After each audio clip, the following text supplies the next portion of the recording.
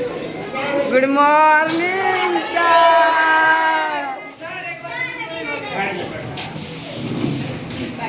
कैसे हो बच्चों?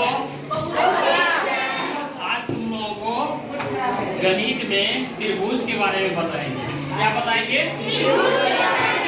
स्टार्ट करते हैं।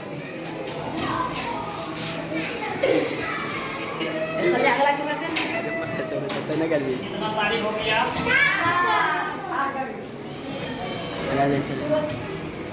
33 सेकंड। 7th क्लास का है। आज हम लोगों को क्या सीखना है? त्रिभुज सीखना है।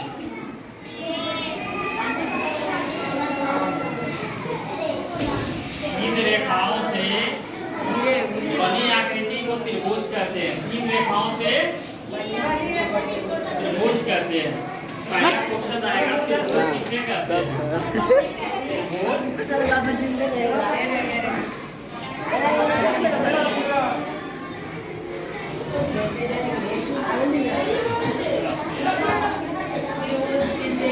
हैं? तो इसका उत्तर क्या होगा?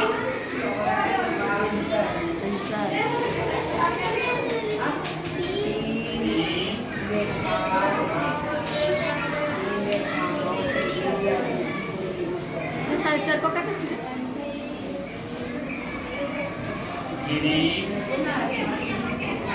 चल को करছি गुलाब चल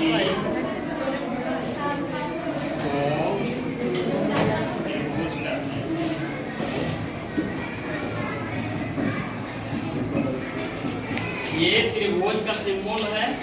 त्रिभुज अगर पूरा नहीं लिखेंगे तो केवल सिंबल दे देंगे, इसका मतलब त्रिभुज हुआ। तो ये एक रेखा हुई, ये दूसरी रेखा हुई, ये तीसरी रेखा हुई। तो इस तरह का कोई भी अगर रहे आकृति या चित्र, उसी को क्या बोलेंगे? त्रिभुज। नाम रख सकते हैं जैसे ए बी सी। और भी त्रिभुज हो सकता है, इस तरह का भी हो सकता है, इस तरह का भी हो सकता है।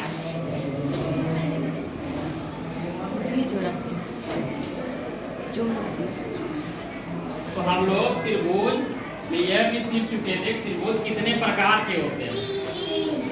कितने प्रकार के होते हैं? 3 प्रकार के।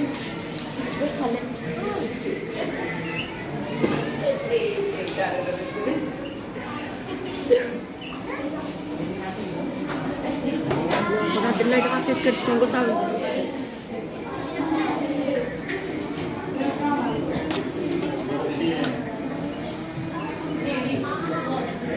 जूम कर दे बेटा। जो होते हैं भुजा के अनुसार और 3 कोण के अनुसार होते हैं। 3 कितने होंगे? भुजा के अनुसार। भुजा के अनुसार कितने होंगे?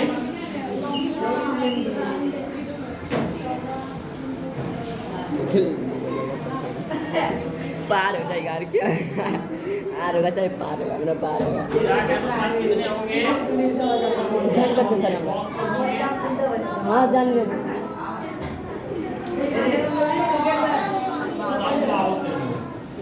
आगू देखे समझी बाबू त्रिभुज। सम का मतलब क्या हुआ? समान, बराबर। बाहु का मतलब यानी जिस त्रिभुज की तीनों भुजा आपस में बराबर हो उसको क्या बोलेंगे? समबाहु। जैसे मान लो ये और ये तीनों आपस में क्या है? ये क्या हो गया? समबाहु त्रिभुज। दूसरा विषमबाहु त्रिभुज।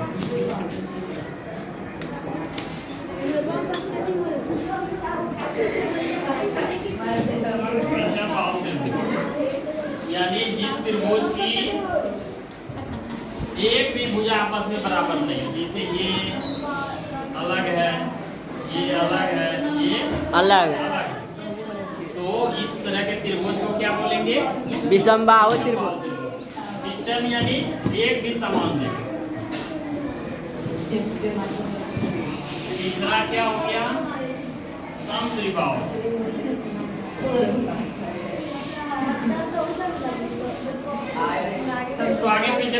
डाल सकते हैं, ये 2 नंबर में इसको भी रख सकते हैं। सम मतलब बराबर, त्रि मतलब 2। बाहु की भुजा होने कितना, यानी जिस त्रिभुज के 2 भुजा आपस में बराबर हो उसे क्या बोलेंगे? समद्विबाहु त्रिभुज। जैसे इस तरह का आएगा,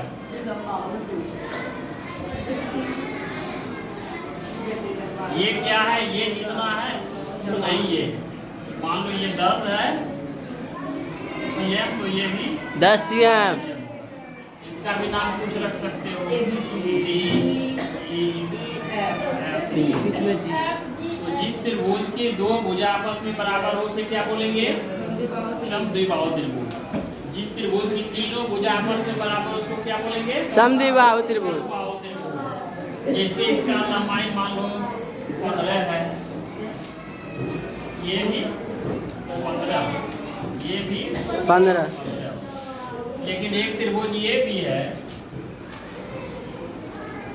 G, F, I, इसकी कोई भी भुजा आपस में बराबर नहीं, ये 20 है मान लो, तो ये है 15, ये है 12, यानी कोई भी भुजा आपस में बराबर है नहीं सर, नहीं। तो इस तरह से हम लोग भुजा के अनुसार समझ गए त्रिभुज के कितने भेद होते हैं। भुजा के अनुसार त्रिभुज के कितने भेद होते हैं। इसी तरह से कोण के अनुसार भी त्रिभुज के 3 भेद होते हैं। तो इसके बाद अब हम लोग कोण के अनुसार जानेंगे। क्या इसको मिटाएं? Yes sir. ठीक है, नोट करो, आगे हम बता रहे हैं। कोण के अनुसार त्रिभुज के क्या होते हैं?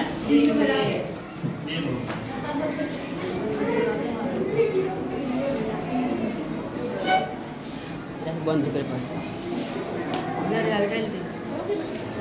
पहला जो आएगा क्या होगा? समकोण त्रिभुज। क्या होगा?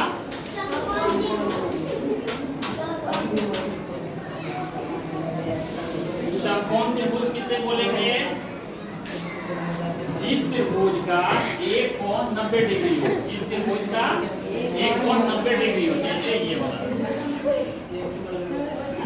हाँ, इसका नाम कुछ रख दो, ये क्या हो गया? समकोण त्रिभुज। दूसरा क्या होता है? न्यून कोण त्रिभुज।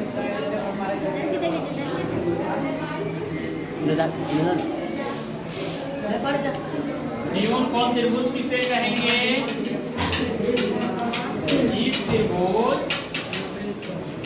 जिस त्रिभुज के कोण का मान 90 डिग्री छोटा हो, 90 से छोटा हो, उसको क्या बोलेंगे? जैसे ये कितना है?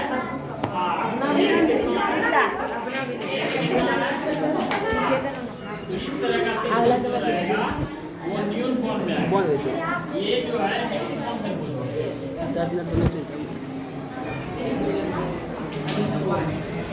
तीसरा क्या होगा? अधिक कोण। अधिक कोण किसको बोलेंगे?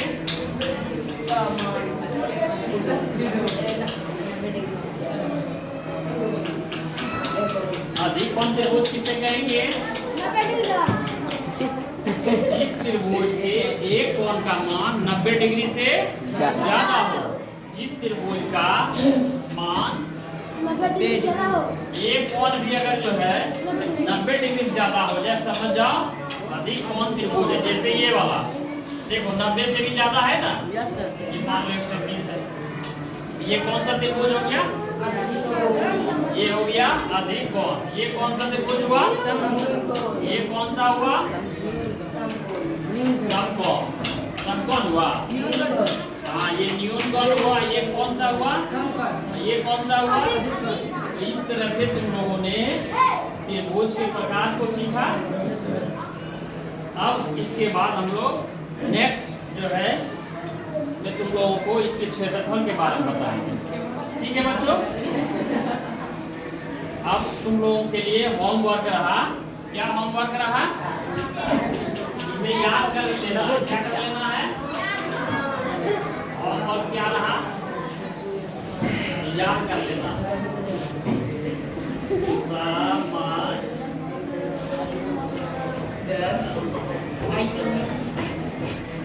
याद रखना।